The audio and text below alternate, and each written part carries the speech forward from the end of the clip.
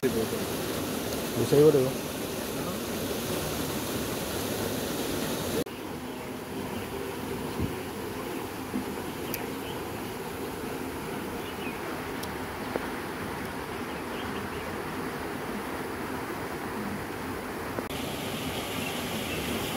এতিয়া বাইক দিয়া মানুহ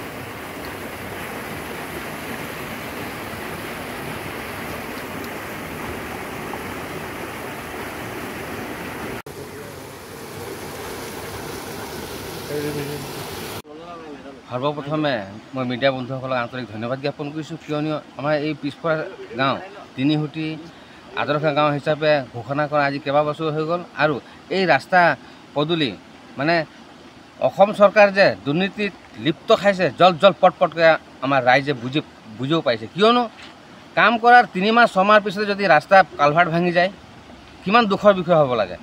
ইয়াৰ পৰা প্ৰায় 500 মিটাৰ নামনিত আপোনাৰ এইখন নলাতে RCC দলং দিছে, কিন্তু ইয়াত RCC দলং নিদি ইয়াত কালভাৰ্ট ৰিং কালভাৰ্ট দিয়া হৈছিলে। গতিকে ৰাস্তা হোৱাৰ 3 মাহৰ পিছতে ভাঙিব আৰম্ভ কৰিলে। গতিকে ইয়াত যে দুৰ্নীতি হোৱা নাই তাৰ কাৰণে কোনো মানে কথাই নাই, মানে দুৰ্নীতি হৈছে। যদি আমাৰ এই ঠিকাদাৰ বজ্ৰকান্ত গগৈদেৱে যদি নিষ্ঠাভাৱে তেখেত যদি কাম কৰা হ'লে আজি এই কালভাৰ্ট ভাঙি নাযায়। কিয়নো ইয়াৰ পিছত যিখন RCC দলং দিছে তাৰ ইয়াতো লাগিছিলে RCC দলং। গতিকে মই আমাৰ গড়কাপ্তানি বিভাগৰ বিষয়া মহোদয়ক অনুৰোধ জনাইছোঁ, যাতে ইয়াত ৰিং নহয় বা বক্স কালভাৰ্টো নহয়, ইয়াত আমাক এখন RCC দলং লাগে। তেতিয়াহে ধৰি লওক ইয়াত মানে কামটো ভাল হ'ব।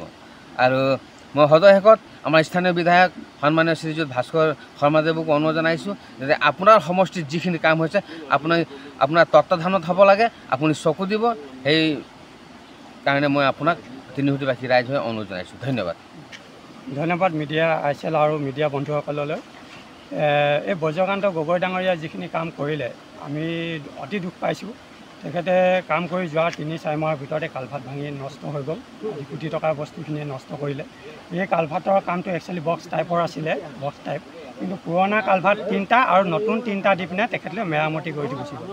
এইখিনি ক'বলৈ যাওঁতে আগতে আমি মিডিয়া সহায়ত হওঁতো আমাৰ আগত বজ্ৰকান্ত গগৈ ডাঙৰ আমাৰ অহংকাৰ এটা গৌৰৱেৰে কৈছিলে যে নহয়, ৰাস্তাত আমি ভাল কাম কৰিছোঁ, কালভাৰ্ট ভাল কাম কৰিছোঁ। কিন্তু কাম কৰি যোৱা 3 মাহৰ পিছতে কালভাৰ্ট ভাঙি এইটো অৱস্থা হ'ল। গতিকে মই আমাৰ MLA মহোদয়ক আৰু আমাৰ মুখ্যমন্ত্ৰী মহোদয়লৈ মই অনুৰোধ ৰাখিছোঁ, যাতে এইবিলাক আওকালৈ আনি তদন্ত কৰি যিসকলে এইবিলাক কাম কৰিছে তেখেতলৈ অতি সোনকালে